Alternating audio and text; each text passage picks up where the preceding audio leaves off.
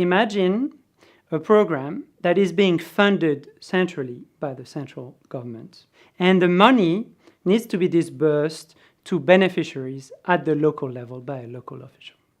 The question is, how do you get the money to the beneficiary?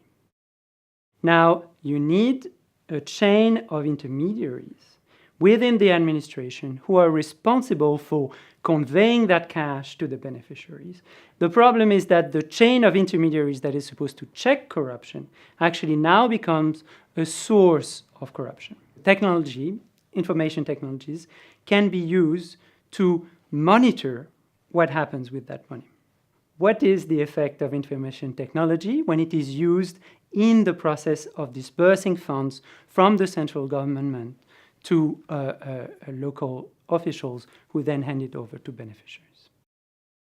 So what we had is in the government of Bihar, which is a very populated state of India and very poor, and where corruption is endemic, we had somebody in the state government work with us, work on a reform of this fund flow, that used information technology, and who accepted to select randomly the local governments that were where the reform was first implemented, by comparing places that first implemented the reforms and those that were still left out. This allowed us to evaluate the reform. The first finding of this research was that expenditures went down, spending on the program went down. The government, just having access to its official databases and looking at how spending had been plummeting in those areas, naturally thought that the reform was a terrible idea, and they stopped it after 7 months. However, once we did the household survey, once we collected from respondents and beneficiaries actually how much they were getting from the government, this had not changed at all.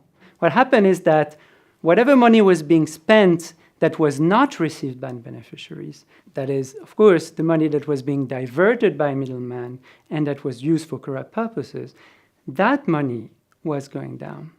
What that means is that the reform was actually very successful at reducing corruption by middlemen in the administration. The conclusion of our study, instead, is not that ITs were disrupting a system, a very well-functioning system. It's rather than IT were making corruption much harder, and at the end of the day had saved a lot of taxpayer money that would otherwise have gone into the pockets of corrupt intermediaries. The central government, when it later learned about the results of our study, then realized that that reform was quite effective at reducing corruption and leakages. So what happened then is that they rolled it out everywhere across India.